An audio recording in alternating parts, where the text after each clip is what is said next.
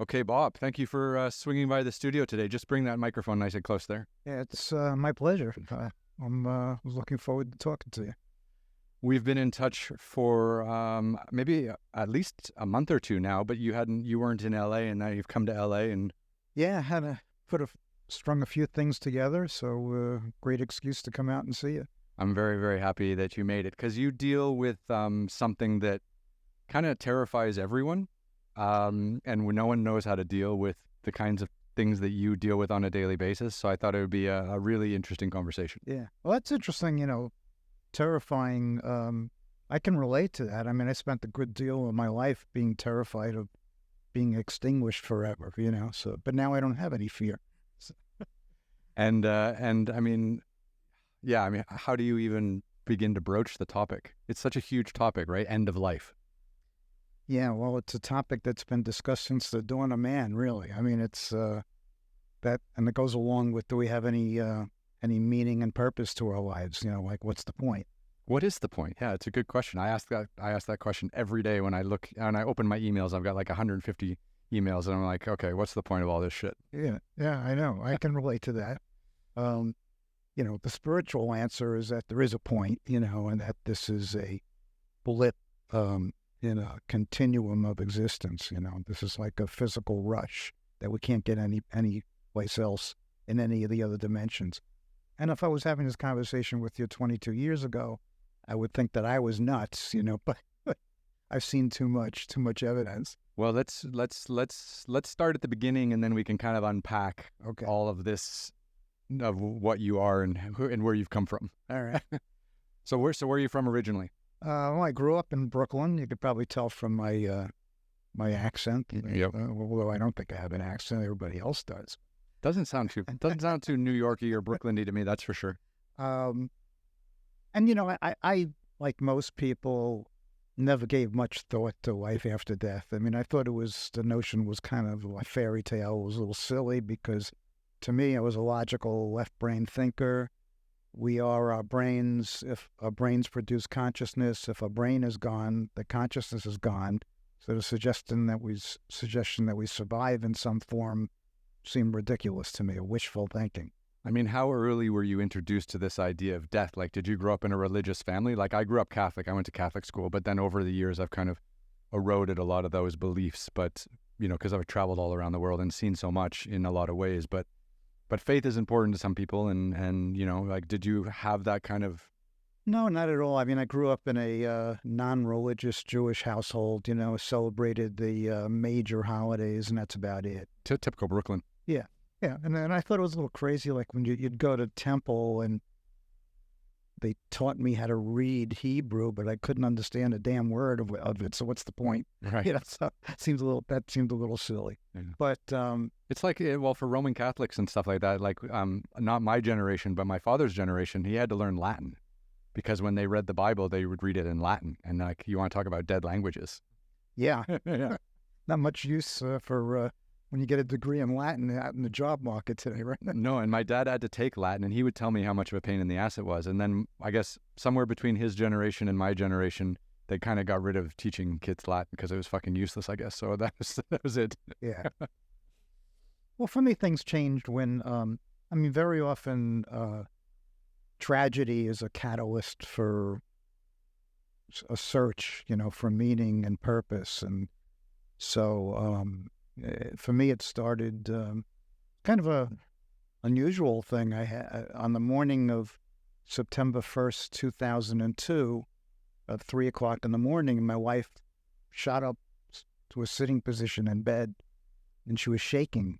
She was like ashen white. I said, "What's the matter?" She said, just stared at me. She wouldn't talk. I said, "What's the matter?" And then she just said, "Something horrible is going to happen today." And I said, "Well, what does that mean? Do you have any details?" And I said, "I can't tell you, but our lives are going to be changed forever, today." So, what do I do with that? I mean, there were many times in our lives together up to that point where my wife had these precognitive, you can call them premonitions or visions or whatever you want to call them. And even though I so-called didn't believe in this stuff, she was always right. Every time that she had one of these, precognitive moments, it always played out exactly the way she said. They were all good things, but logic told me if she was right then, she could be right now. And I did. And you only get so many strings of good things before something bad comes around, right? Yeah. They got to even it out at some stage. Well, that's what I was afraid of, and I took it seriously, and I had 3 kids, and I watched over them. My middle daughter had just started her college career, and I was taking my son back to his university the next day, and my youngest child, my daughter Bailey, she was working. She was in high school. She was working one last day at a part-time job before high school started the next day. And I let my guard down at night. I went through the day. I said, okay, nothing happened. This was just nothing. Then I let it fade from my awareness. Make a long story short, we were in a restaurant, 4 of us. We had 2 cars. I let my son and my daughter take one car, a sports car, home to get ready for school the next day. We lived in a rural area, in Long Island. We drove with 2 minutes behind them. We came upon a horrific accident. My daughter didn't survive her injuries, and my son had serious brain injuries and was airlifted to a hospital. I didn't know if he was going to live. Oh my God, I'm so sorry. It's about the worst it can get, And then, so I was obviously in a state of shock until it became clear that my son was going to survive, his injuries. And then it hit me like a ton of bricks. I said, wait a second, how did Fran, my wife, how did she know? Because she knew. I mean, she told me Eliza's going to, and that started me on a search. I would say that I became obsessed with finding out how she knew.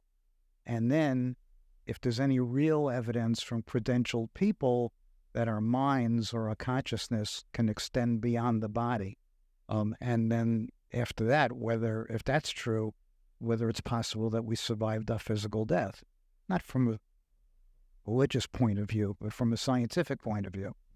And I started hunting down medical doctors and scientists that studied the mind, and I must have read 500 books in a couple of years and participated in research. And the more I learned, the more I became intrigued and the better that I felt, because there's a tremendous amount of evidence, which we could get into, but that strongly suggests that we're more than our physical bodies. And so I use the term consciousness, but you could substitute mind or even soul if you prefer, that goes beyond our body. Was throwing yourself into finding evidence part of how you dealt with the trauma of almost losing both of your kids? I mean, losing one of them? Yeah. I mean, I'd go to sleep every night wishing that I wouldn't wake up, I would pray to the universe I'd have a heart attack, and that was, because I didn't see any way that I was going to survive it. So yeah, I mean, reading, participating in research and learning gave me a little bit of relief, because it gave me a little bit of hope, and then what else could give you hope more than believing that your loved one still survives in some form. So yeah, it was therapeutic. We started a foundation in 2003 called Forever Family Foundation, and I was, for a good 7 years, I was a bit of a hypocrite, because I was giving talks about evidence of an afterlife, and I still didn't fully buy in. I think a lot of people are still on the fence, and that's why it's such an interesting conversation. Like it's something that no one can really wrap their head around. Exactly. The last thing that I wanted is my own grief, wishing it to be true. I wanted hard evidence, by suggesting that my grief was talking, and this was just wishful thinking, was hurtful, Yeah, I believe that. It's great you made that distinction, right? Because a lot of people, when they go through trauma like that, they just jump both feet into kind of whatever is going to help them get through that, and they just wholeheartedly believe in it and ride it out no matter what. Yeah, and I see that every day, because one of the things that we do is we developed our own medium certification program. A medium being someone that claims to be able to talk to the dead, to a discarnate entity. And my own research over the 20 years showed me that 90%, 85 to 90% of all the mediums that are out there practicing today can't do what they claim. And part of that is what you were referring to. Somebody in grief, desperately wants to believe, so they latch on to, cold reading techniques and general bullshit, They just believe anything. Believe anything because they're desperate, which is what we're trying to guard against. We want to identify the people that truly can, communicate and do it at a high level of proficiency. And this medium is the name of a person who can communicate with people who have passed on? Yeah. So a medium is somebody that acts as a go-between, as a channel. The theory, so you have three parties involved in a medium reading. You have the medium, the person that is the conduit. You have the discarnate, which is the person in spirit that no longer has a body but still has a mind and personality and memory. And then you have the sitter, which is the person that's getting the reading. Mm-hmm. And that's something that happens outside of movies? Yeah, I mean, it's real. I mean, you've seen, some of the mediums that we certified over the years have become famous, TV shows, and books and stuff. And they're legitimate because I've tested them under controlled conditions. I wrote a book about mediumship called The Mediumship Explosion.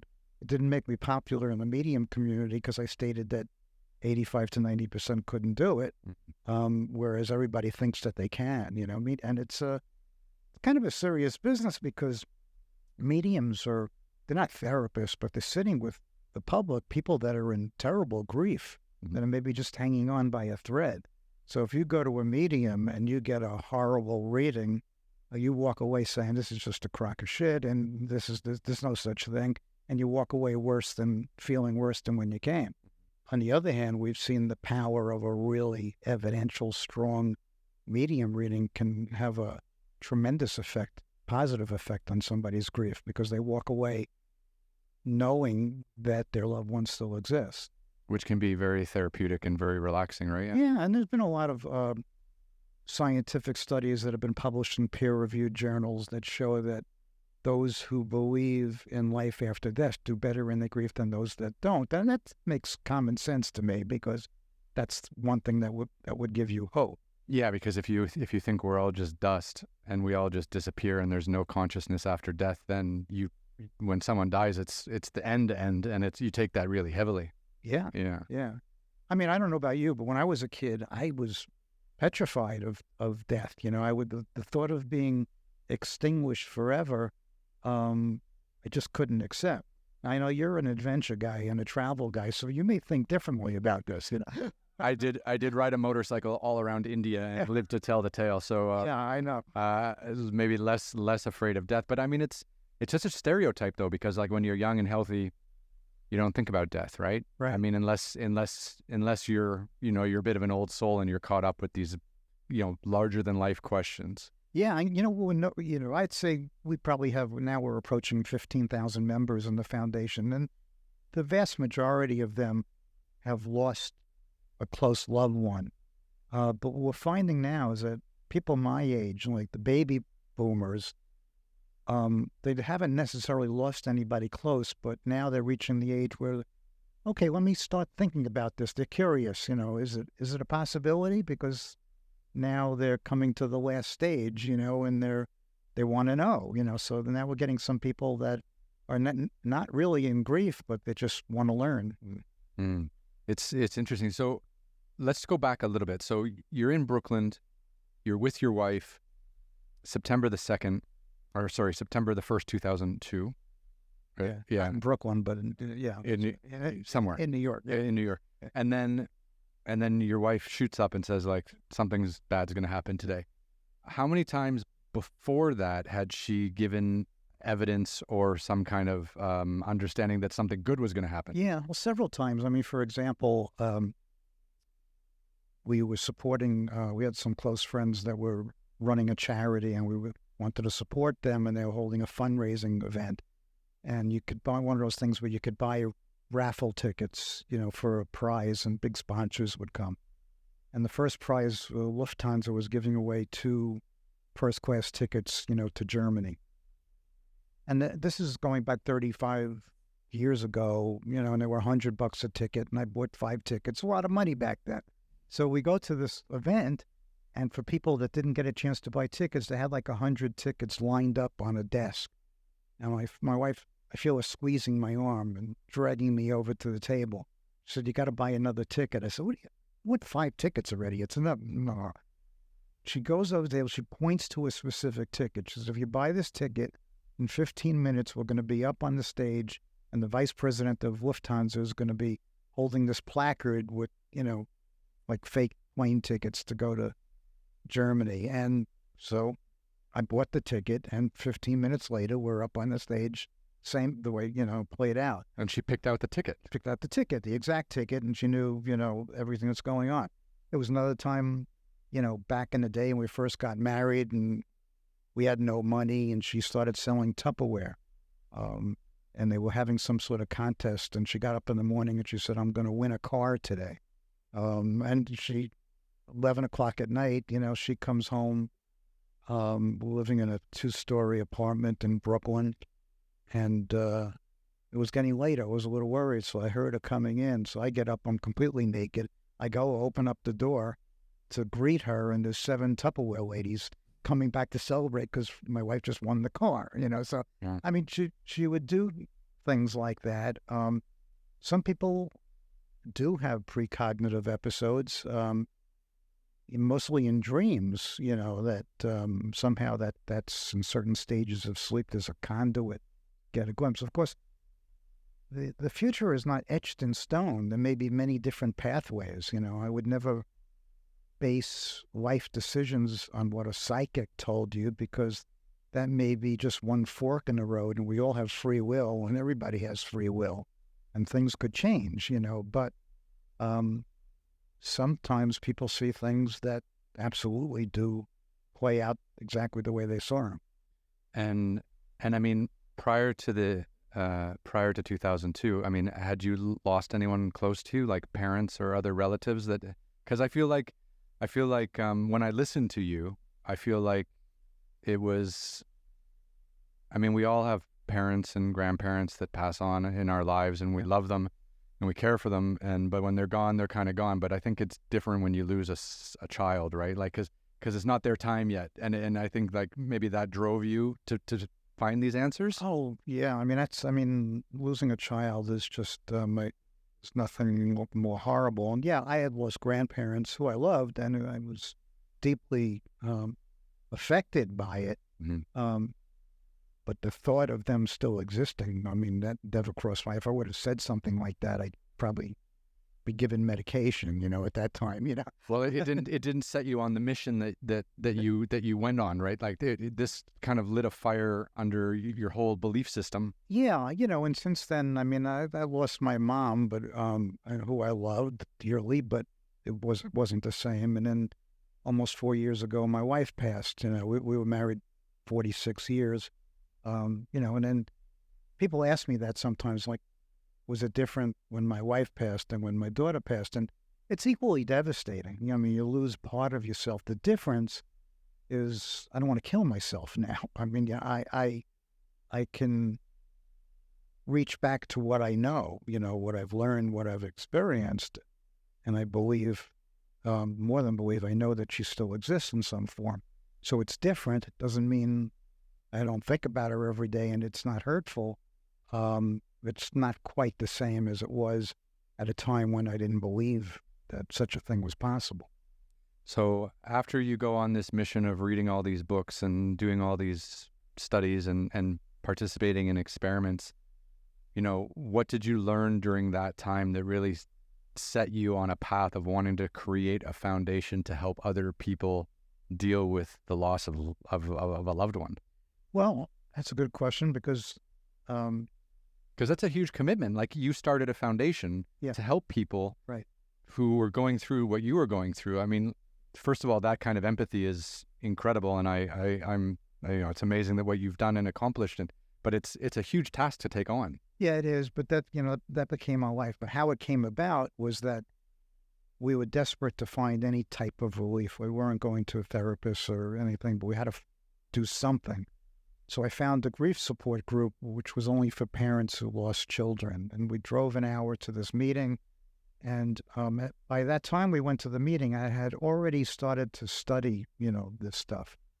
And every time that either my wife or I brought up the subject of life after death, the moderator of the group would shut us down and say, we do not talk about such things here. You know, we're here to teach and share mechanisms of coping with your grief, but, you know, that subject we don't talk about. Was that because, sorry to interrupt, was that because they didn't want to give like a false hope? I think that's because they had the moderator at least had some strong religious convictions. Okay, that's true, yeah. And the organization itself, I think, had some roots in religion.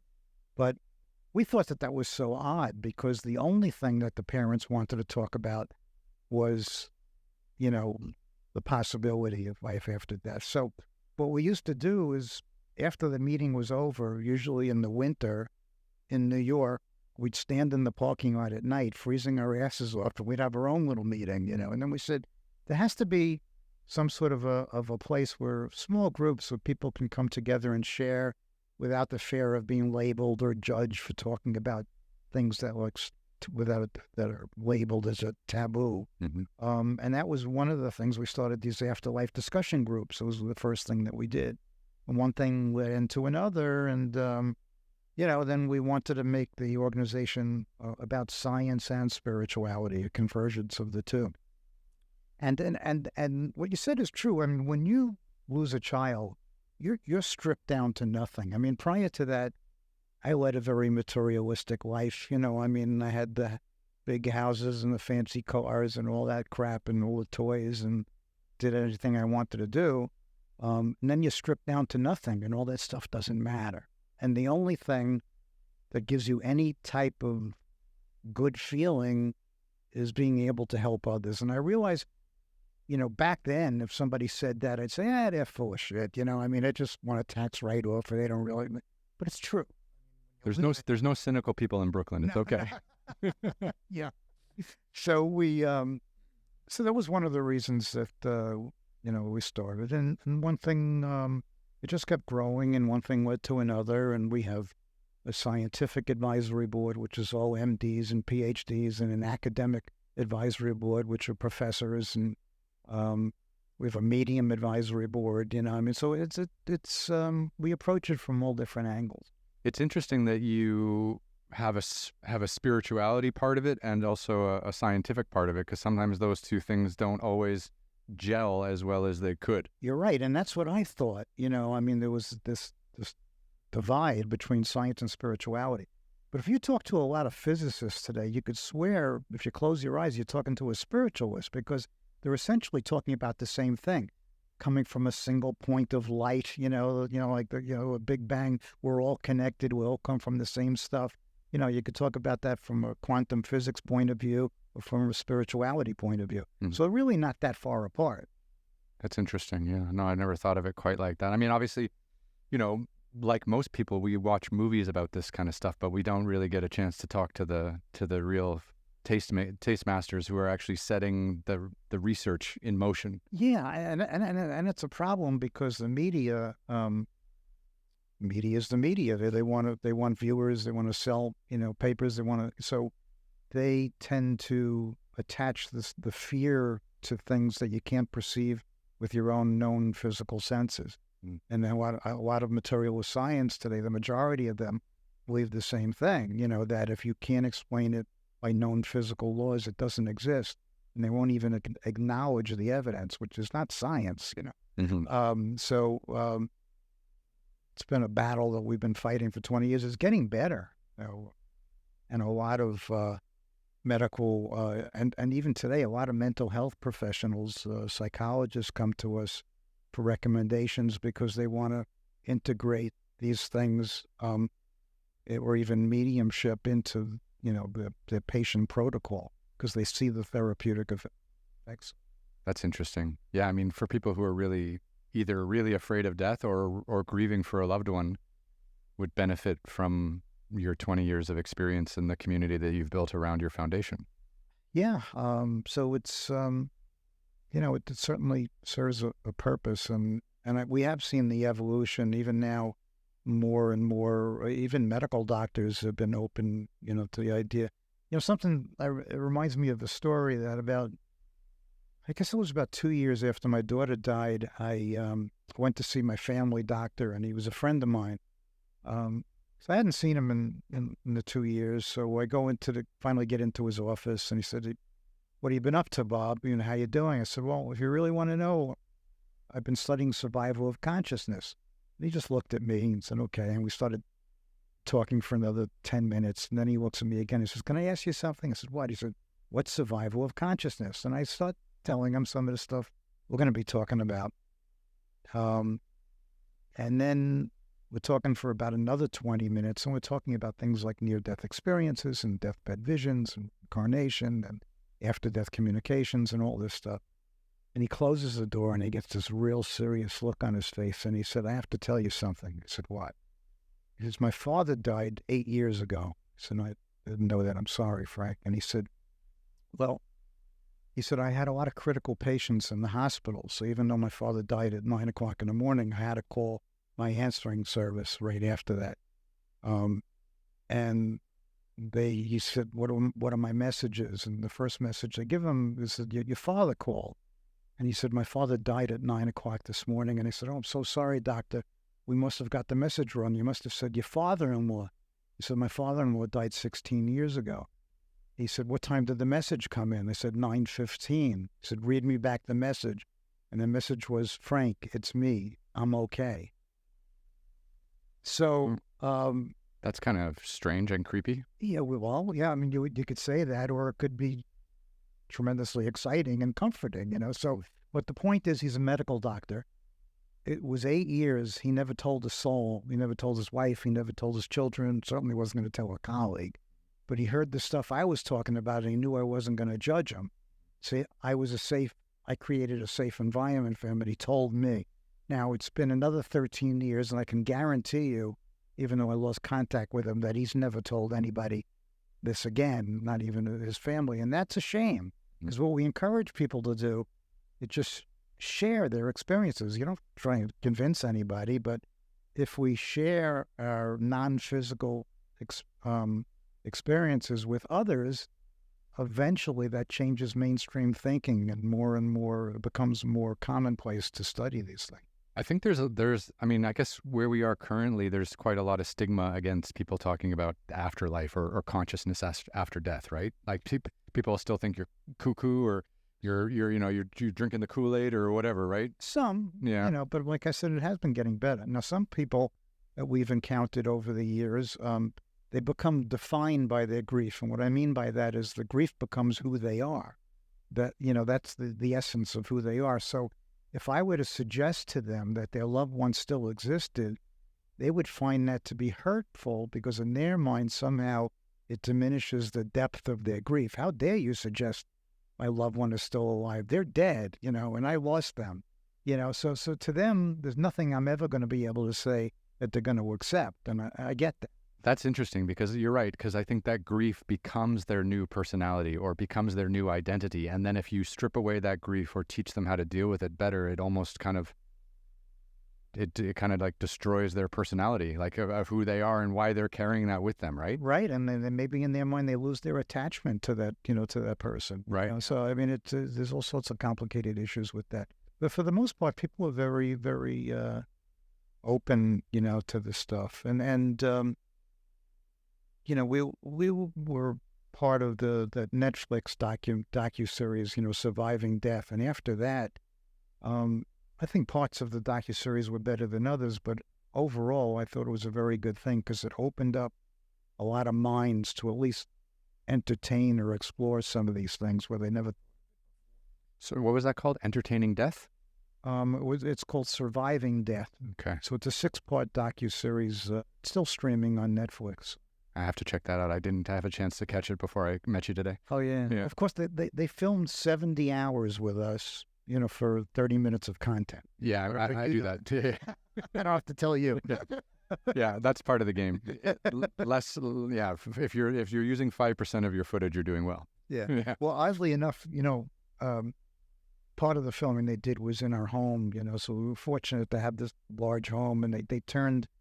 We had this huge room that they turned into a studio. It had two trucks filled with equipment, sound director, lighting director, it was crazy. But at one point, my wife and I are sitting on a couch and being interviewed, and the producer asked me a question, which my eyes started to tear up. And so when they were done with that segment, I turned to my wife. I said, "Not a lot's going to make it into this film, but I guarantee you, when me crying is going to make it." And of course it did. Of course it did. Yeah. They needed to draw some emotion out of you. Yeah, right. Yeah. So, okay, so you have this horrible accident that kind of takes you to the edge of not wanting to be alive yourself. Right. And you throw yourself into the research and the reading, and you start a small community of people who have dealt with similar trauma. So, I mean, what happens when we die? Well, what we believe, let me preface this by saying that in order to believe in life after death, first you have to establish that our consciousness can extend beyond our body. What I mean by that, things like telepathy, intuition, ESP. I don't know if you ever heard of remote viewing. Remote viewing, there are remote viewers that, for lack of a better term, can send their mind, their consciousness to a distant target and actually be at that target. The CIA in the United States recognized people that can do this, and it's now declassified, but during the Cold War with Russia, they had a team of remote viewers to spy on the Russians, and they would give the remote viewers just a latitude and longitude, and they would visit this site with the mind and draw accurate depictions of what they saw. And that was real. That was real. You could read about it. It's called the Stargate Project. It was classified for many years. They knew that this stuff was real. What's interesting is that past, present, and future, when you're dealing with this subject of the mind, doesn't mean anything, because sometimes they would see a target that existed in the past but didn't exist anymore. And sometimes they'd see a target where there was nothing there, but then a couple of years later there was. So, it's all mixed together. So it's not like reliable intelligence, but it's yeah, I mean, the timeline is a bit shaky, but something's really going on. Yeah, and so I devised my own experiment. So what I did is, this is in 2005, I told our membership that every night between the hours, at exactly 9 p.m. Eastern Time, I was going to draw a picture. That's all I said. And I was going to do it every night, Monday, Tuesday, Wednesday, Thursday, and Friday. And I asked people, even if they thought they had no such ability, to join in at that appointed hour, draw what they think I'm drawing, and then at the end of the week, physically mail in their drawings to me. And they did. And I started opening all the envelopes, got a good response, but it was really disappointing. I mean, there was some stretches that maybe, but overall, I thought the experiment was a failure. The very last envelope that came in was from a woman in Bend, Oregon. I'll never forget it. And I opened it up, and she drew exactly 3 out of the 5 pictures. And then the other, she only participated 4 nights. She couldn't do it one night. And then the other one, she got all the components, which I read happen sometimes, but she didn't coherently put it together. Even to the point where on the last day, I decided I'm not going to draw a picture. I'm going to draw a geometric shape. And I drew a dot with concentric circles around the dot. And she nailed that exactly the way I drew it. The interesting thing is, well, I drew it on Friday and she drew it on Wednesday, which raised the question of who was remote viewing. Yeah, because you were copying her, right? Yeah. So, but here's my point. So here I am, I'm Bob, I'm sitting in New York with Bob's brain and Bob's skull. And there's this woman, she's sitting 3,000 miles away with her brain and her skull. If our consciousness was limited to our physical bodies, how do you explain that exchange of information traveling, where time and distance didn't matter? And, it's really not possible. Statistically, it's not possible. That had a profound effect on me, because if you believe that our mind can act independently of our physical brain, then it's not that much of a stretch to believe that when our brain is no more, that our mind still is. In the mediumship, it shows that personality and memories still survive. We don't just blend into, a greater, vast, pool of consciousness. So, and there are things like distant healing. People may refer to power of prayer.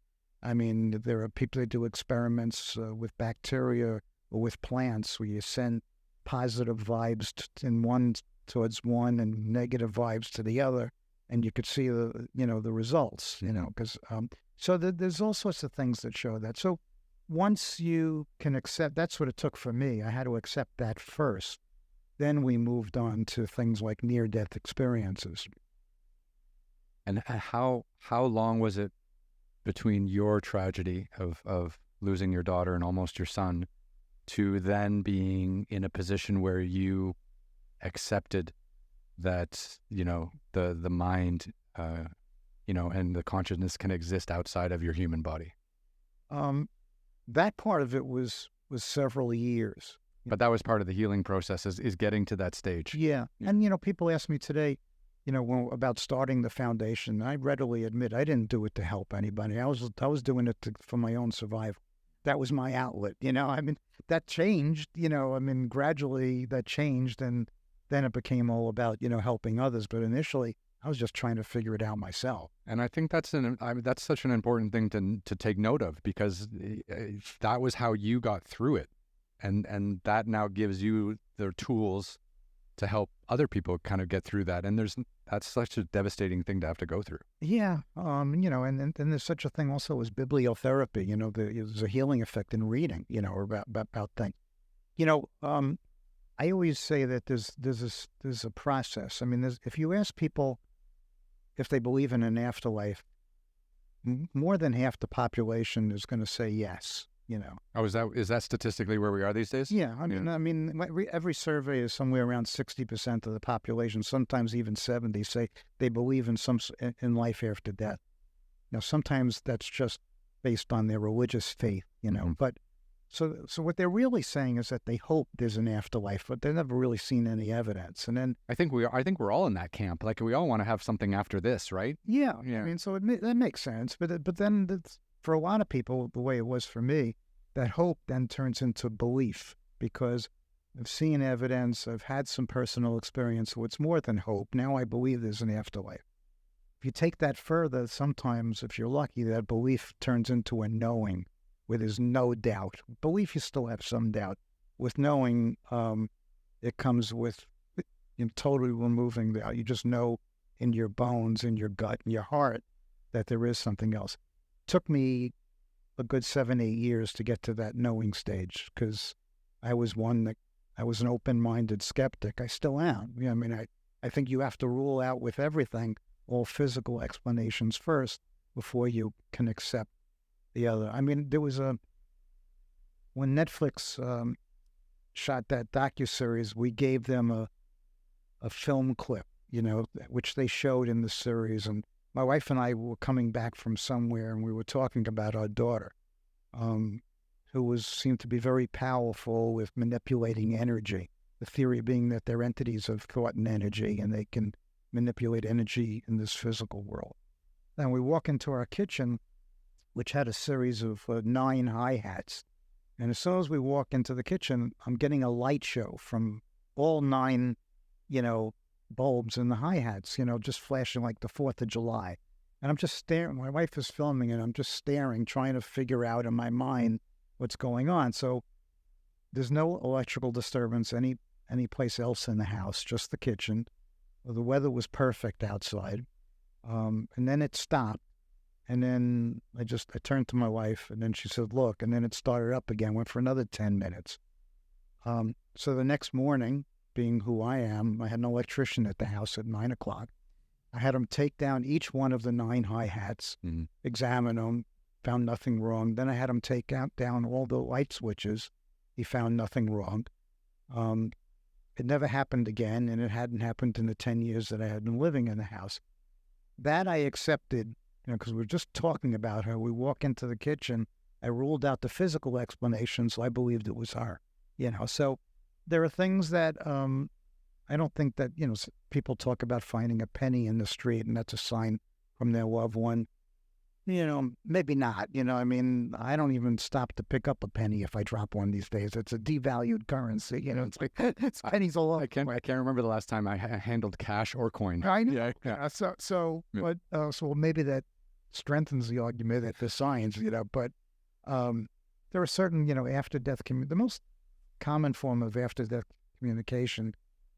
The term is dream visitation. So the theory being that when you're in certain stages of sleep, and your chatter mind is set aside, as it would be like in a meditation, those on the other side see a conduit that lets them get through.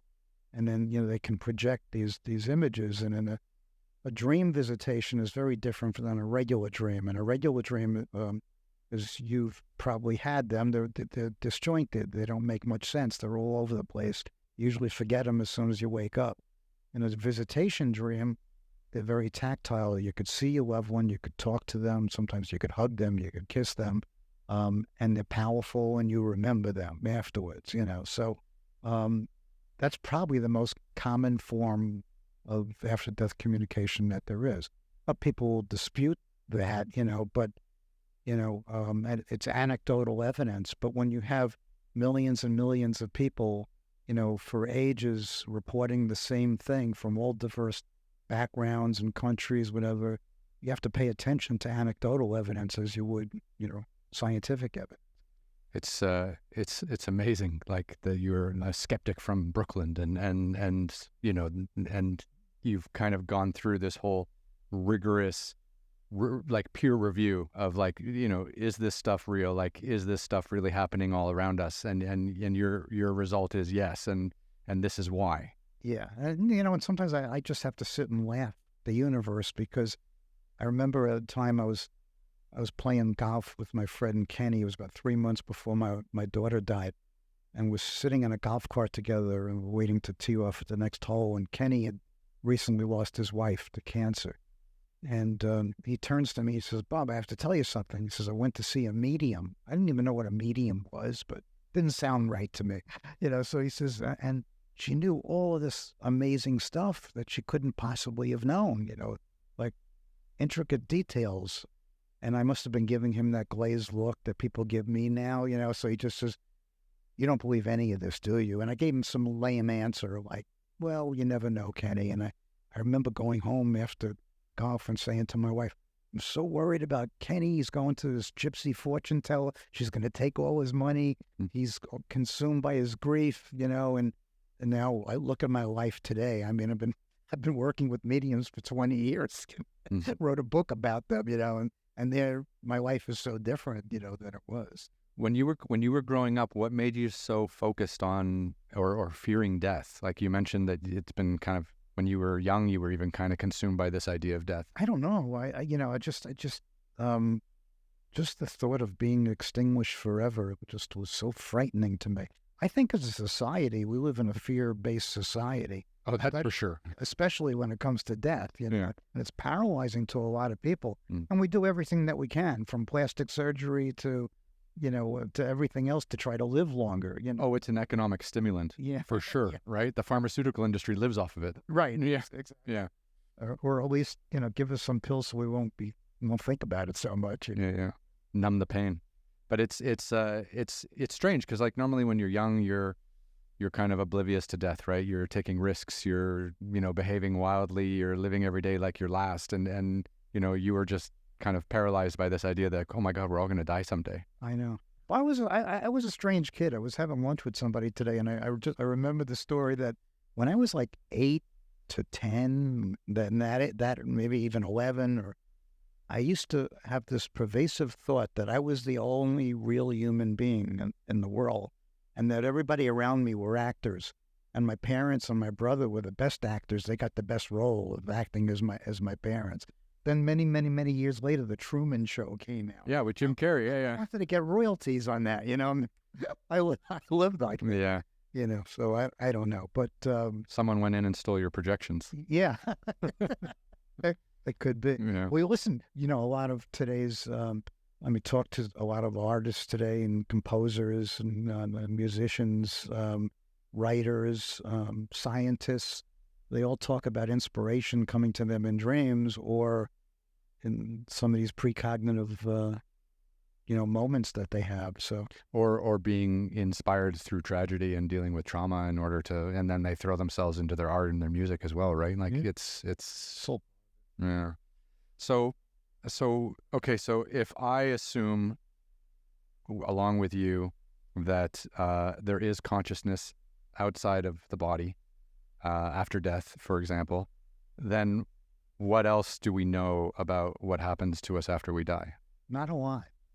Yeah, I mean, we've come a long way in showing that, that our consciousness survives, but mediums rarely talk about descriptions of what the afterlife is like because if you're somebody that crosses over to the other side, you have one thing in mind, and that's to let your loved ones know that you still exist. Now, how do you let them know you still exist? Through details that they would only they would know. So they give little snippets, of information, which is hard enough for the medium to pick up on and then translate, let alone long descriptions of what the afterlife is like.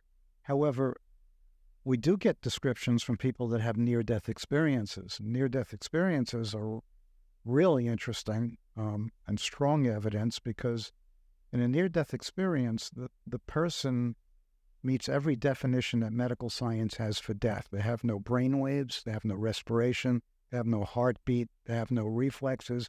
Medical science says they're dead. And yet, those that are able to be resuscitated, a certain percentage of them report these experiences where there are many different things they report, but there are certain commonalities, such as separating from their body. So, for instance, if they're in an operating room, they're floating above, near the ceiling, and they're watching all the doctors work on them and trying to figure that out. Mm-hmm.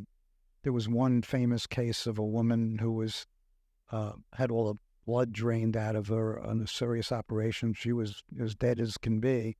They resuscitated her. She said she was above the hospital, and she told the nurse that if she went up to the 9th floor and looked out on the ledge, she would see a pair of sneakers, and described how they were lying one on the other and how the shoelaces were placed and the color. And the nurse, just to humor her, went up and did that and saw it was exactly true. So if you could rule out, the possibility that she was in a helicopter before and saw it or climbed up on the roof, those things are hard to explain. And near-death people that have near-death experiences, they report.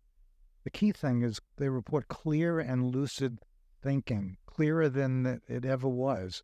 And how's that possible when you don't have a working brain? A lot of them report seeing deceased loved ones, that gone before them, having conversations with them.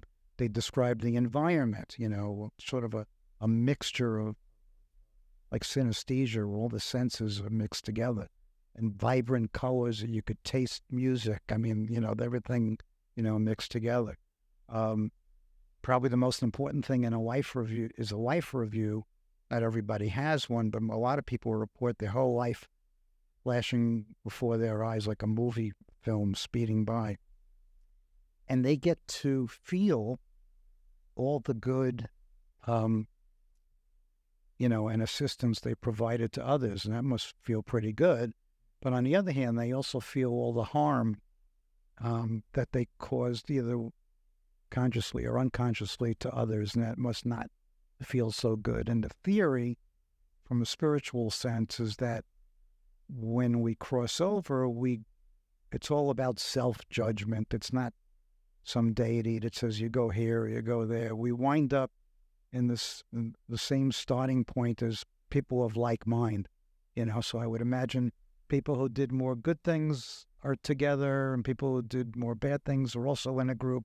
But the thing is that there's also progression and learning, because just because somebody is something in this physical world, they have a totally different perspective when they're in, the next world. So we don't have a good understanding. There were channel reports back mostly during the Victorian era physical mediums that they let a discarnate entity take over their body, and they would write, like, they wouldn't even be aware that they were doing it, automatic writing, vast descriptions, like in a book form, of what the afterlife is like, places of learning and, all this stuff, how they communicate by thought. But you don't see much of that today. No, it seems to be. But you do get that kind of like that movie reel of life, like flashing before your eyes. I mean, I've heard that before, and I'm not actively trying to understand the space, but it's something that comes back from time to time. Yeah, and self-judgment. I mean, listen, it's an incentive, if that's true, to live a better life. Certain advantages. When the time comes. I always thought, so I've been studying this for 20 years, and when I die, and then I find myself waking up, going through a different door, the first thing I'm going to say is, holy shit, I was right, but I mean, it must be kind of, if you don't believe in life after death, it has to be a little disorienting, right? When you wake up and it's confusing. How am I still alive? I'm dead. Mm-hmm. But then they quickly learn that there is life after death. That's just because somebody was not a believer in this lifetime. Mm-hmm. If you're alive, it kind of shoots that theory, right?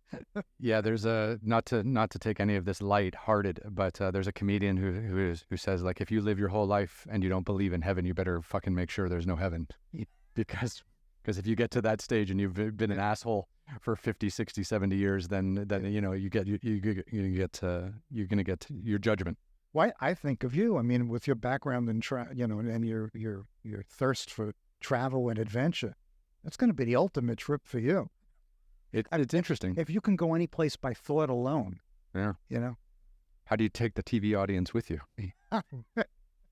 It's really interesting that you kind of went on this journey to learn as a way to deal with the trauma of your loss. Because a lot of people, like you said, like they'll just wear the grief as their personality, as a way of honoring their loved ones, and they'll just wear that for decades, and that's just how people grieve, right? And you really went to try to understand it, and then try to build a community around learning more. I mean, what's been the most interesting thing you've learned from, either the academic side or the medical side of what happens to us after our bodies die? Yeah, well, the near-death experience was the most important, I think, from the medical side. From personal experiences and from a great deal of reading and interviewing others, there's a thing called deathbed visions. And what happens is that in that window of about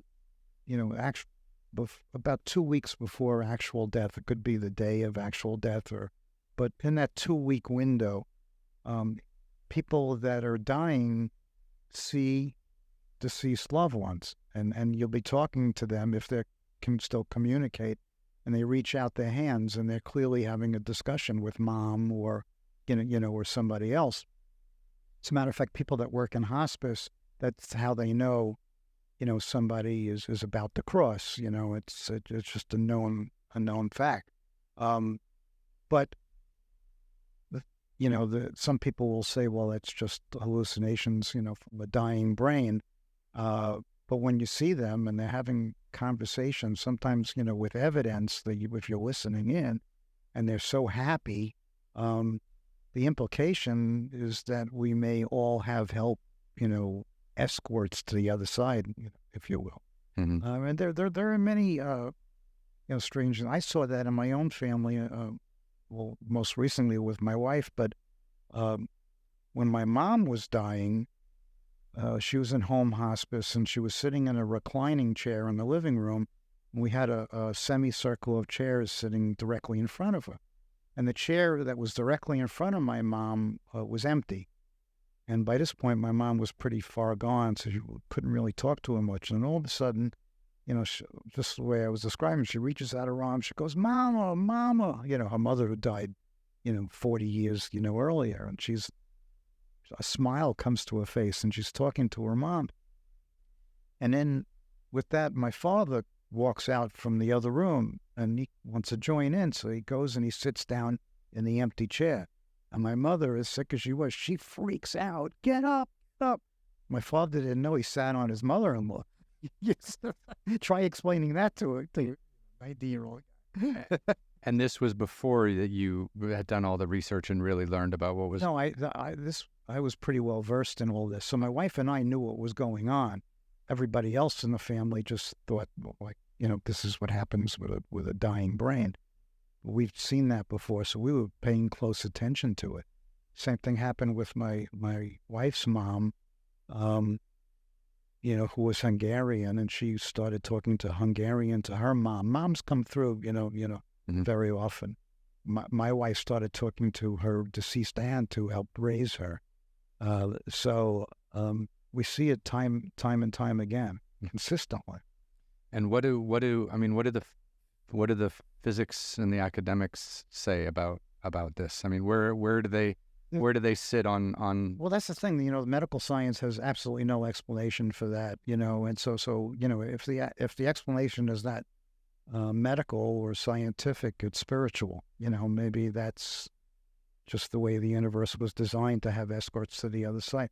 There's also a thing called terminal lucidity. Some people call it sudden awakening. That's truly amazing and I also saw that with my mother-in-law. People they're gone. They totally can't communicate. With my mother-in-law, you couldn't communicate with her for a good 2-3 weeks. They was just sitting there next to her. And she was in a facility, and my wife and I would take turns visiting her. And it was my day, and I go and I walk in, and my mother-in-law, who was uncommunicative for 3 weeks, pops up and says, "Hey, Bob, how you doing? You got to help, and I got to file my taxes. They're due next week. And what are we going to do for the holidays? And you got to mail this for me." I'm like, holy shit. I walk outside. I call my wife. I said, "You got to get your ass down here. Like it's a miracle." That was before I really knew about this terminal lucidity, but it happens a lot. And there's absolutely no medical explanation for it. I mean, how does somebody that's basically like comatose have this perfectly lucid day? In her case, it lasted 24 hours. And then she went back into... The next day, she was totally uncommunicative, and she died a few days later. Is that... Are you given one last hurrah? Yeah, like one last gasp of being conscious? Yeah. I mean, I don't know what the explanation is, but it happens, all sorts of stuff. That's intense. I mean, because there's so much... You have to think about it. Like, our entire society, rules, laws, regulations, bank, property, everything is based on us dying and passing everything on to the next generation, right? And then what happens if we don't die and we can actually communicate with our loved ones, after we've left our physical bodies? Like, how does that change how does that not change our entire society and everything we think about? Yeah, who knows what the future, holds? I mean, that's a real possibility. I think that, now there's a lot of talk about artificial intelligence, but I kind of don't like where that's going. Like people are making models of their deceased loved ones and programming them. It's sort of like cheating. It's like I think, well, the thing that pisses me off about artificial intelligence, and I'll just speak completely freely, is we don't even understand our fucking selves. Like, we don't, like, are we only using 10% of our brain or 5% or 1%? Because we're definitely not using 100%. And here we are trying to build AI when we haven't even figured out what we're actually capable of or what we're even really made of. Right. And nobody in science, despite what they might tell you, can explain what consciousness is. Nobody knows. We think that the scientific explanation is consciousness are these as a result of these electromagnetic firings in the neurons in our brain. But how do those firings of neurons result in these subjective experiences that we have, like love or, appreciation for music? It doesn't translate. So it still remains, a great mystery. Maybe when we discover what consciousness is, we can move forward with, some of these other things. It's interesting. So the idea that consciousness and brain activity are separate. Yeah. And it's a hard concept. It's something that certainly I couldn't fathom 20 some odd years ago. But there have been studies with people that are have their brains, damaged, that have been studied, where they're missing half the brain, and there are savants that are severely brain damaged and yet have these unbelievable abilities. There's a famous case of Kim Peek, who I think the movie Rain Man was based on him, but he could have two different books, read one with his left eye and the other with his right eye simultaneously in 10 minutes and retain every word. Yeah. Yeah. How's that possible? Yeah. I mean, there are mysteries that we just can't even begin to unfold. Oh, it's true. It's, I mean, it worked for you in your grief to do the research, meet the experts, and really know that there's an afterlife, right? That helped you with your grief. I mean, have you met people who don't want to listen to that stuff and just prefer people to be dead forever? Like, because, I mean, in some ways, maybe that finality is almost easier. Yeah, and there's still a lot of people that say things like, we're not meant to know, especially a lot of religious people, which is interesting because the founders of all of today's organized religions all came out of ages of mysticism, where they regularly communed with the deceased and got advice for them, and they didn't have all the rules and the dogma. I mean, even there's a long history of mysticism in the Catholic Church. Oh, for sure. But it was okay for them to do it, but it's a control thing. It's not okay for you to do it. We can do it. So there's a lot of I have a lot of difficulties with organized religion. Yeah, it's a huge problem. Yeah. Also, and that's also, people used to call us on the phone. I mean, we got too big to answer phones these days, but especially my wife, somebody would call up in grief and she'd stay on the phone with them, for 2 hours. And sometimes, her hearing wasn't that great, and people would be whispering. She's like, why are you whispering? And because they live in the Bible Belt, and God forbid somebody heard them talking about this stuff, they would be shunned. It's really tough. I mean, an afterlife conversation that doesn't involve heaven or God. Yeah, right. Yeah. Yeah, you're leaving out the two most important things to people in the Bible Belt, right? Yeah. To some people, afterlife is synonymous with religion, but not necessarily. Yeah, I mean, it just be physics.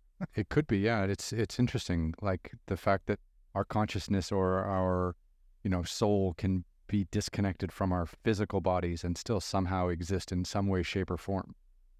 Yeah, and some things just can't be studied by science. There was a doctor in 1917 named Douglas McDougall, medical doctor.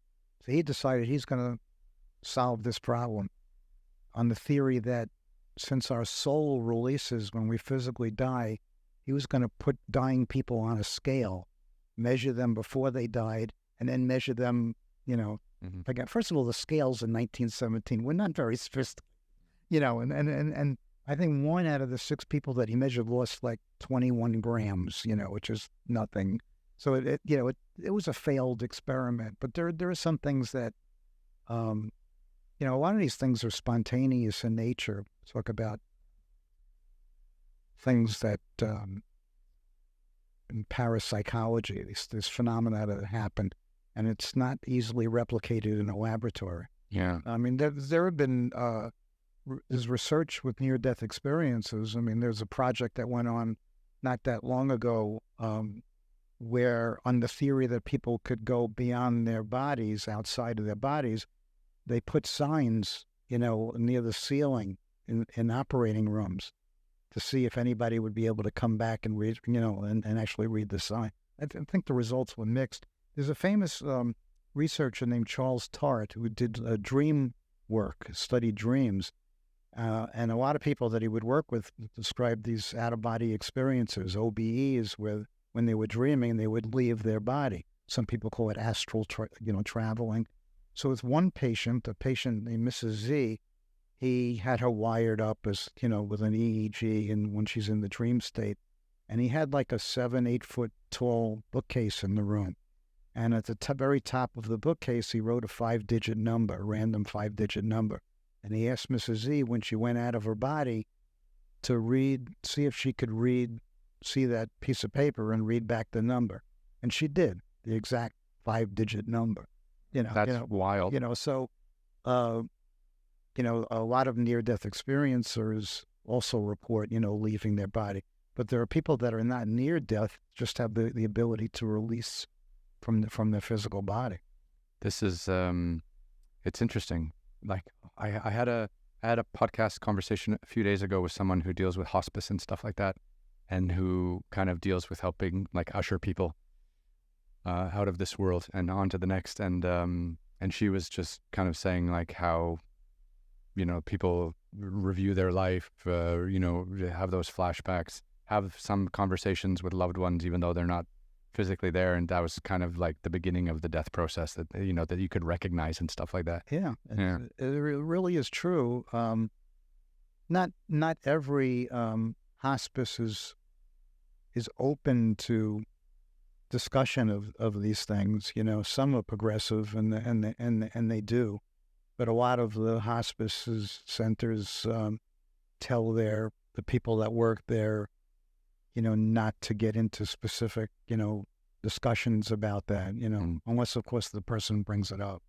Yeah, well, it's very controversial, right? Because it's almost like, do you let your, when your loved one passes away, is that done and dusted and that's your goodbye, or do they stick around and can you communicate with them later? And like, that's a massively controversial topic. Yeah, and then the thing we were talking about earlier, that fear factor, that comes into play, because I remember one of our grief retreats, must have been about 10 years ago, maybe 12 years ago.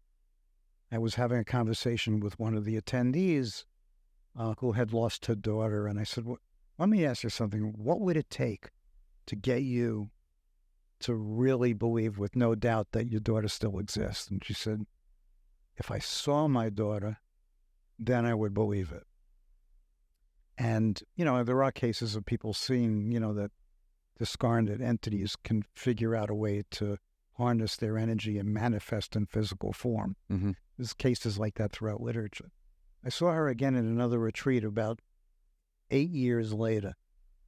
And she came up to me. I didn't even remember the conversation. She said, Bob, you remember you asked me what it would take for me to believe that my daughter still exists, and then I told you if I saw my daughter? I said, yeah. And she said, I saw my daughter. She said, I had just woken up and standing at the foot of my bed, there she was. And I said, and what happened? And she said, it scared the shit out of me. And I started yelling, and then my daughter disappeared. That's the fear. Here your daughter goes to all this trouble to figure out a way to visit you, mm-hmm. but society and culture and the media have taught you that this is spooky. Mm-hmm. That's unfortunate. That would terrify me, like, completely. Yeah. Our entire media and the way that ghosts have been harnessed and depicted over the years in movies and television and books, it's something that we're supposed to be fearful of, right? Yeah, absolutely. And then the term ghost sort of has a fearful thing to it. I prefer to call them apparitions. Yeah.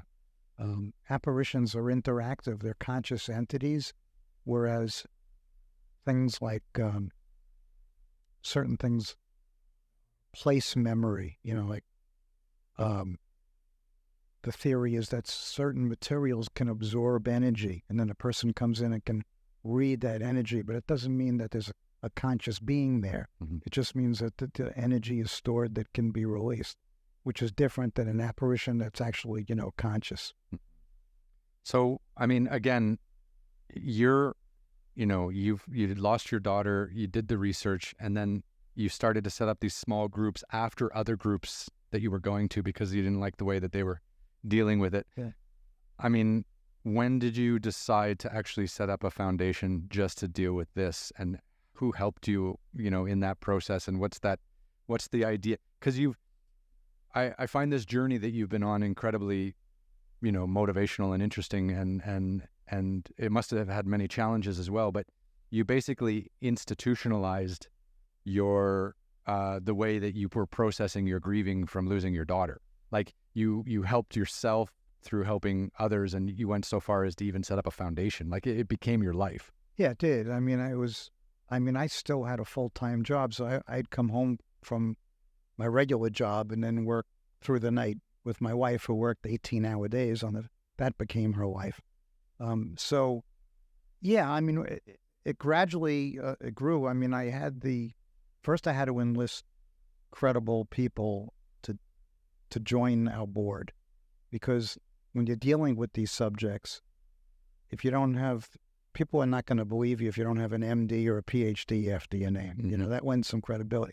Now, a lot of these medical doctors and scientists are very brave because they're ostracized among their colleagues too. It could ruin their careers. Yeah, because you rarely ever have someone come out publicly talking about this stuff. Right. Yeah. I mean, now you do. I mean, we have, Bruce Grayson, who's world authority at the University of Virginia on near-death experiences. He's doing it for 40 years. I mean, he's on our board. Jim Tucker, who's a medical doctor. He's a psychiatrist who does reincarnation research. That's interesting. Mm-hmm. Past life memories of children. 40 years of research on that. The evidence is really compelling. So there are a lot of scientists that sort of did this on the side, and there's not a lot of funding, as you might expect, for, in grants for this kind of stuff. So it's a difficult road. So we really appreciate, the work that they and the academics have done, and today, it's easier to get people to come on board. It is becoming more acceptable. It's interesting. I've spent a lot of time in the Buddhist part of the world, and especially specifically the Tibetan part of the world. I lived in China for 18 years and made lots of adventure shows about Tibetan Buddhism and stuff like that. And reincarnation for them is such an important process, and just learning how it completely is integrated into every facet of their life. This cycle of life and this regeneration of life it definitely makes you feel less. It definitely makes you feel like death is much less of a finality or a final experience, right? Yeah. And you can see how it calms everyone into thinking like this is just one of our stages in our existence. Right, and it goes on. The thing that used to disturb me about reincarnation is that the explanation I used to get, because I always used to think of it in physical terms, like, why would I want to come back to a life of hardship or poverty or sickness, Mm-hmm. Who would do that? Because it makes no sense in physical terms. The spiritual explanation is that, it's lessons that we have to learn to see things from that perspective. But then I thought, well, if I'm coming back to learn a lesson and I don't know, nobody's telling me what that lesson is, isn't that kind of cruel? Yeah. Yeah. But again, the theory is that we have this oversoul, which is made up of many lifetimes, and we won't see that, have that perspective until we, reach that other side. Well, that's interesting, because that's assuming that we get reincarnated back into human beings, right? And not into another species or another, like a bird, or like, this is where maybe Tibetan Buddhism is a little bit different, where the species are all connected, and you might live 70 beautiful years as a human being and then do 20 years as a dog or a cat or whatever, right? Yeah. And this like interspecies reincarnation is big for them. Yeah, and I understand that. And most of the reincarnation researchers here in the United States don't have, I don't know how they would gather evidence for that. Yeah. But here they act as more like detectives. In other words, a child reports a past life memory. They'll pull medical records, dental records, school records, police records, and sometimes if they're able to identify the previous family, they'll take the child to that family. They look for all kinds of physical evidence to show, and what kind of prove the case. And Ian Stevenson at UVA for 40 years has thousands and thousands of cases. But as you mentioned, they're much more prevalent outside of the United States, because there it's acceptable. The population definitely believes in it. Here, not so much, So Most of their cases came outside the U.S., but there are a lot of compelling cases from the U.S. Mm-hmm. And some of them were featured in that docuseries.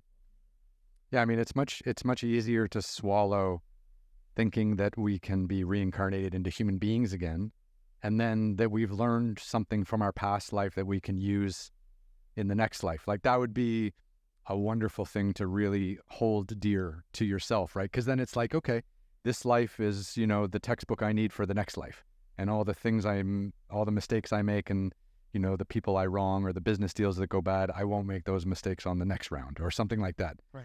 But instead, we're born as a complete fresh slate, and until a child has a vision that was connected to maybe a past life, which seems to be what this doctor has been working on. Yeah, and it really is, like some of these other phenomena that we're talking about, can't really explain how they come about. One that remembered being a movie producer in Hollywood, and they went and they analyzed, 50 different statements that he made that he couldn't have researched, as a child, and matched it when they found the movie, producer, and then they do a statistical analysis, and the odds against chance are incredible. So that's how they study these things. Mm-hmm. And how many people do you think your foundation has kind of helped? I mean, how many people are part of the community now? Well, I mean, right now we're approaching 15,000 members. I never really checked these things, but there's an organization that rates non-profit organizations called Great Nonprofits, and our web person asked me to go on there because people leave comments to see the comments. And I hadn't been on that site in 10 years, and I go on there. I started crying. There were people comments like, "You saved my life," and then, I couldn't have lived on without this. And so many people that they can't even express, their gratitude. It's just information that we're providing. We're not doing counseling, but that information, can be powerful. It is, and clearly, it helped you with your grieving as well. I mean, it can be part of the process, right? And of course, now I could also reason out that my wife has met up with my daughter. They're reunited. Comforting to think about. It absolutely is, the fact that families can live on, together. Of course, the theory is that as time as we know it, as it goes on, there's a process of learning and reaching a higher and higher frequency. There's many different dimensions, spheres, whatever you call them. And so when you're become more enlightened and vibrate at a higher frequency, it's very difficult to lower your frequency to the level that we have in this dense physical world. And that may be why people have these after-death communications early on, and they taper off, after years go by. Yeah. I mean, I could definitely see a world where, a lot of physics professors and super smart people, they kind of admit that we have a multi-dimensional world, right? And us as these meat sacks that we live in, that contain us to this world, this is like the dumbest one of all the dimensions that exist in our planet or our galaxy or solar system or whatever. And that there are other entities that exist in other dimensions, but we're so trapped in our physical forms that we don't see or can't really communicate with anything else that's around us, but actually just in a different dimension. I mean, that's a lot of heavy thinking, but I've read some things that kind of admit that, but then where does that fit into the afterlife, and where does that fit into loved ones staying connected to you, and where does that live to being reunited, after you're done with the meat suit? Yeah, those are good questions. I mean, parallel universes you're talking about. Yeah. So the theory is that there may be many versions of Ryan, all existing with different lives and different dimensions at the same time. Mm-hmm. How does that fit in? I mean, then you never ever really die. You just move into a different dimension. Yeah. One of the questions that we get asked a lot is, people are afraid that their loved one will reincarnate, because that would mean that they would never be able to communicate with them again. Because you'd lose them. Lose them. But that's not really the way it works. I mean, you're just one consciousness can be everywhere at once. So you're still part of a greater whole, just in different parts, and you can communicate with each part. You know, in quantum physics, you could take two electrons, shoot them out at the speed of light in different directions, change the spin on one, and at this exact same time, the spin on the other one changes. Right. You know, it's spooky science, but yet it's real. Because they're connected by something bigger, maybe? Entanglement. Yeah. So, I mean, I think we're all entangled. I think so too, right? And it's come across in a lot of science fiction too. Like, I don't know if you saw like the Avatar movies, right? Where, the people have these things in the back of their heads and they stick it into the ground and they're connected to the trees and they're connected to the plants and they're connected to every living thing on their planet, including their planet, right? Like there has to be something like that connecting all of us to the planet we live in now.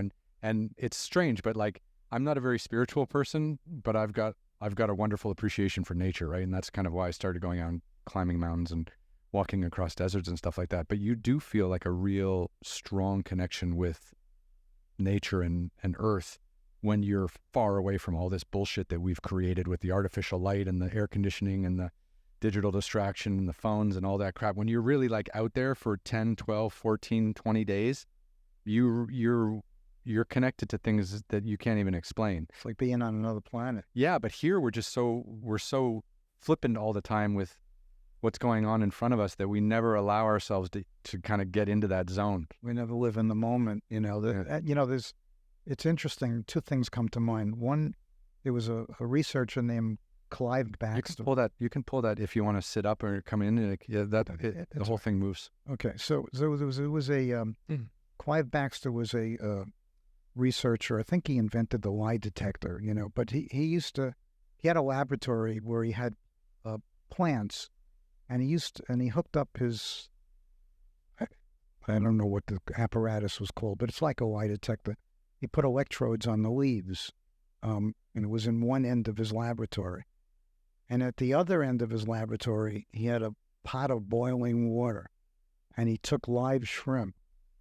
And this is in a totally different room in a different area in the laboratory. And instantly, the second he dropped the live shrimp into the boiling water, the chart on the plant leaves started going nuts, because another living thing was being hurt. And that plant was somehow connected. Yeah. Which goes to show that.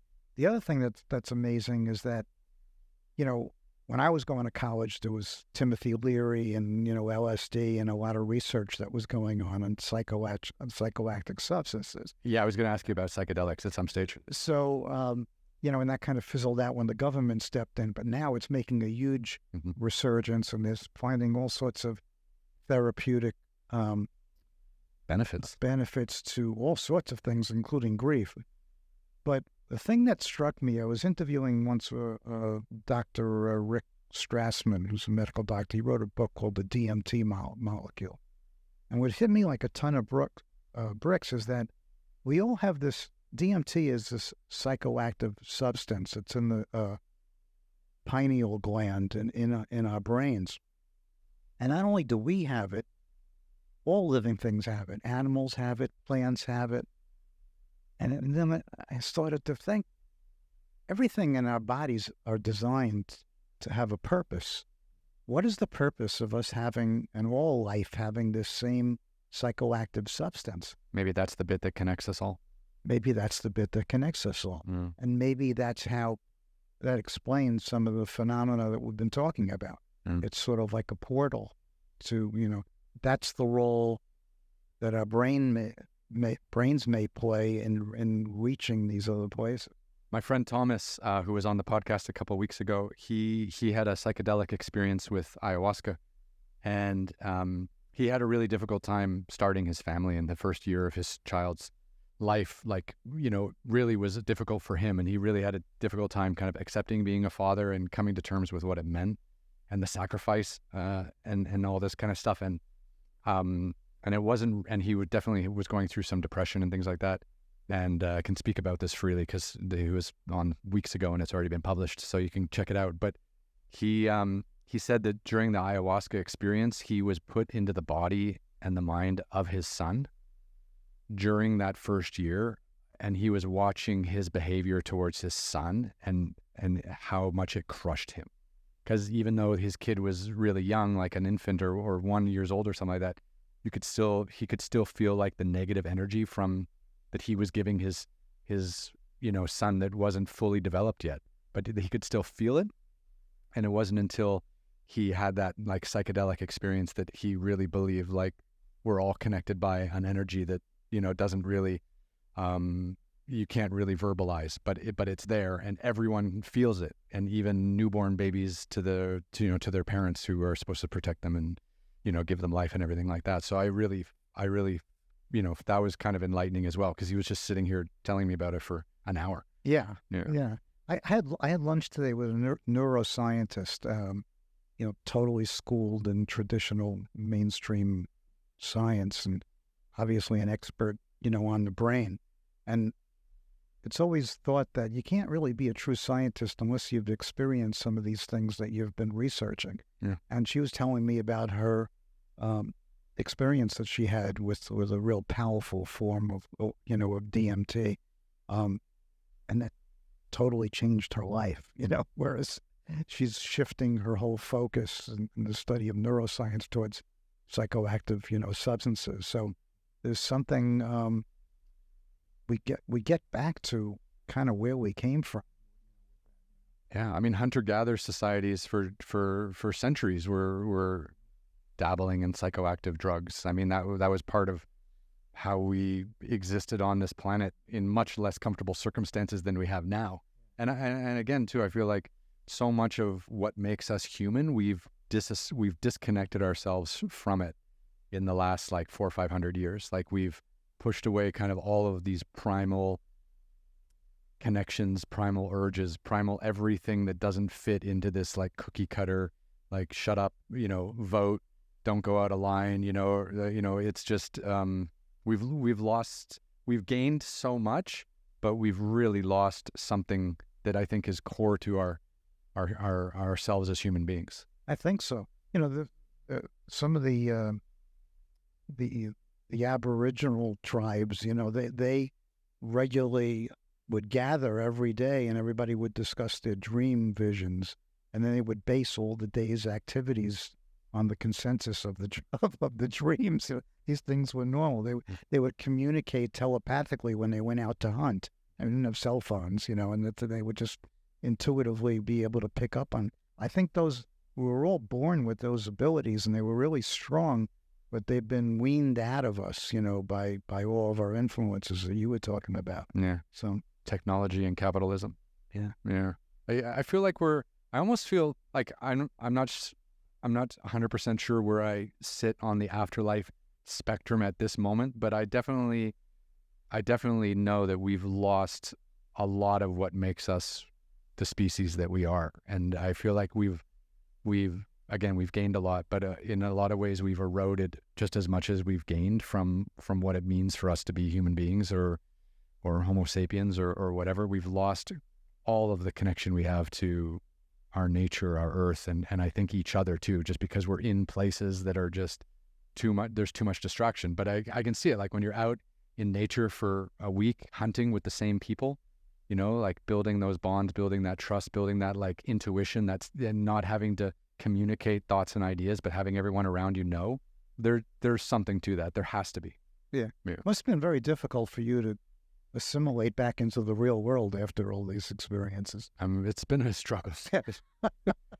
It's funny, like I don't want to, I've had a wonderful life and I've been very blessed and gifted for everything I've had the chance to do, but COVID really shut down my work in a meaningful way, and it's been strange kind of having, because when you talk to friends, family, whatever, when COVID hit, they just moved from the office to working at home, and they obviously had difficulties with childcare and child education, and those are no joke, and those are very serious. But for me, I I became retired. It was very strange because you couldn't get on an airplane. Like you just couldn't do anything. So it was really weird because I was traveling like 250, 300 days a year for a decade. So it was a definite adjustment. Yeah. Well, your whole perspective on things has changed now, just based upon what you've experienced, right? I mean, you look at things differently than you did 20 years ago. I care too much now. Like, you know what? But when I was busy and I was out in the middle of nowhere all the time, I didn't give a fuck about anything. I was just like, get me out. Like I was living in a tent like 100, 120, 130 days a year, living in a tent. It was a dream. Nothing fazed you. Nothing bothered you. You come back to the city, it's like you're built like Iron Man, like people's insults or, people not wanting to work with you or any of it, nothing bothered you. And then now, having to spend more time in the city, having to spend more time not doing exactly what I want to be doing. It's definitely, more things bother me now, and I can really feel it, and I don't like how that sits. Yeah, I can understand that. Yeah. Perspective is sometimes can be a positive thing. I live on a barrier island in Florida, on the west coast of Florida, and almost 2 years ago, Hurricane Ian hit, and the whole island was underwater, and so my house had massive damage, and it was 6 feet of water in the house. So oh Jesus, I'm so sorry. Yeah, I lost everything that was there, at least on the first floor. Which all my 50 years of records and all the computers and, pictures and things. Legal documents, all the kids' stuff, everything's gone. And then I had to rebuild, I had $500,000 of damage to the house. I mean, so, and I'm the kind of guy that stresses over a lot of things, but I internalize, so, but people were saying to me, like, you seem to be like amazingly calm through this. And I was, and I tried to explain to them is that I've had so many losses, real losses in my life. I have that perspective that this is bullshit. Mm-hmm. This is material shit. I'd give up everything I ever owned, for one more week with my daughter. I mean, so if you want to talk about loss, I could tell you about loss, but material stuff, I mean, yeah, it's aggravating, but you can replace, most of it. Yeah. So that's the one perk about having suffered trauma. Yeah, it makes everything else in life a little bit more agreeable, doesn't it? Yeah, not easy. I mean, has your organization received a lot of backlash from organized religion? Not really. I've done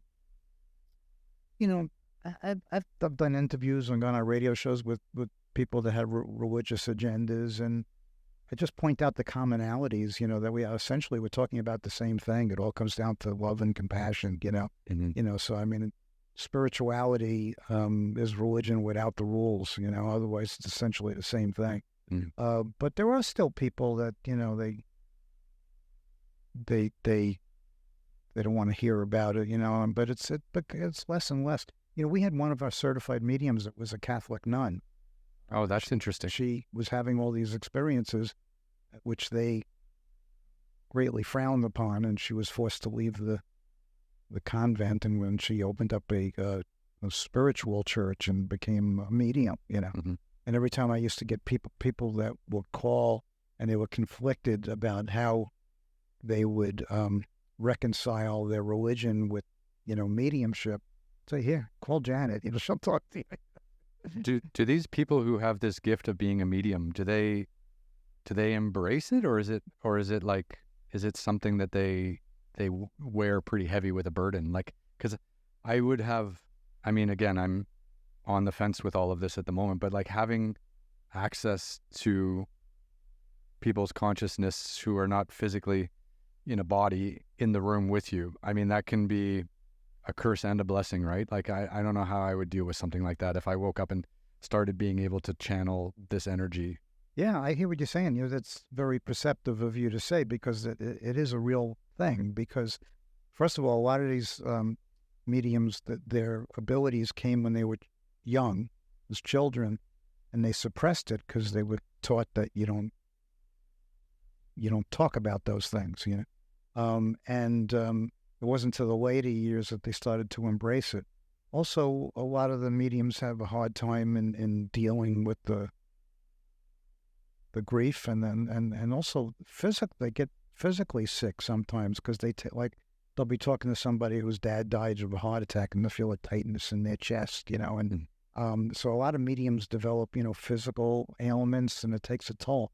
But not only mediums, we get a lot of calls from people that have these intuitive experiences, and they think that there's something wrong with them, and they want to know, and then they're asking all sorts of questions of how am I supposed to, deal with this?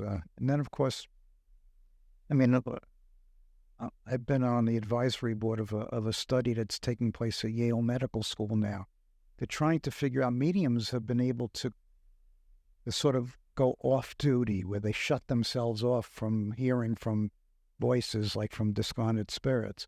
So they're trying to study intuitive people like that to figure out how they do it, so they can help people that may have been misdiagnosed with schizophrenia or hearing voices, and use the same techniques. It's an interesting study. Yeah. But a lot of people do not know how to deal with, as you suggested, with some of these abilities that they think they shouldn't have. Because when you think about it, to be able to channel that kind of energy or understand that kind of energy, you'd have to be incredibly empathetic. Like, you'd have to really open yourself up to other people's experiences and other people's lives and other people's trauma, right? Yeah. And then if you can't shake that at the end of a day, that's going to sit with you. Like, Yeah. that's a heavy thing. It is. Yeah. So it comes with a lot of responsibility too. It's interesting what you said though about the studies with people who have schizophrenia, who may have like suppressed this gift or what have you from an early age, because so much of we just don't know anything about. We just don't know enough about anything. Like, that's the thing. Like, why are we flying? Why is Elon Musk going to the moon and Mars and beyond? And why are we dealing with AI when we haven't figured this out? Yeah. Yeah. I know. A bigger problem is with children. Young children haven't been taught by society that this stuff is wrong. Mm-hmm. So, they report all sorts of incredible things.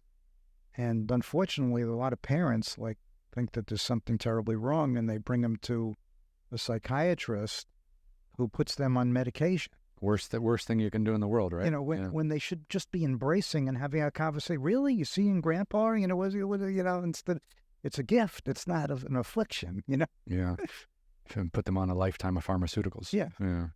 No, it's interesting, and not enough people.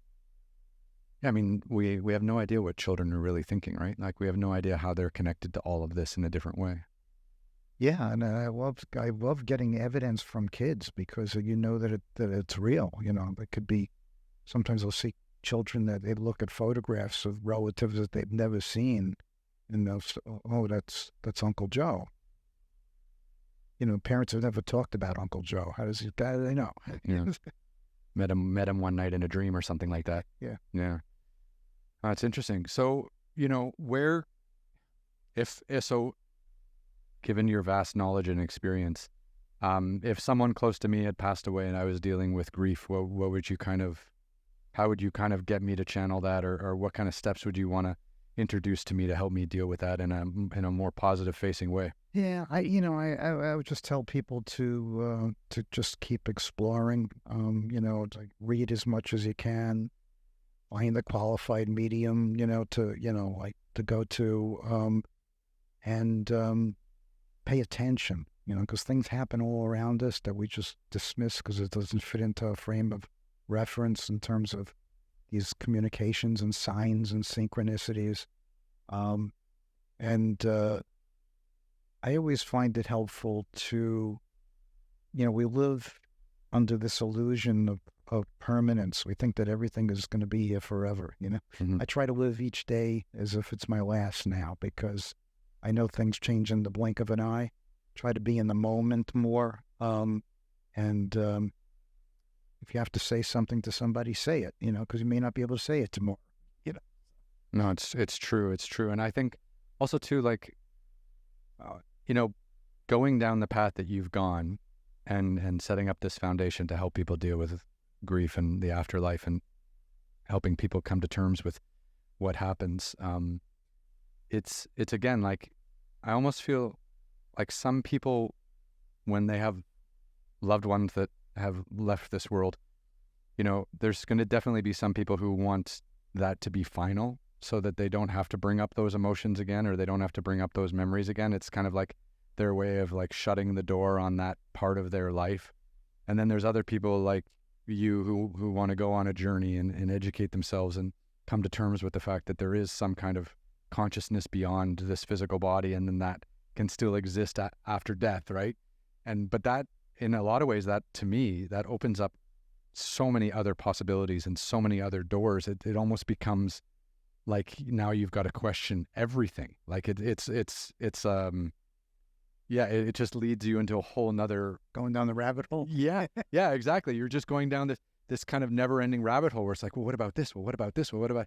And that can almost be overwhelming, I think. Like, to me, it would definitely be overwhelming. I'm not saying that I want to put a closed door on any, close relative or friend that passes on, but in some ways that's almost like an easier thing than going down this rabbit hole, maybe. Yeah, well, and that's mirrored in the mental health community, because there's a certain percentage of mental health professionals that subscribe to the theory that to teach people in grief to disassociate, get on with their lives, and you move on.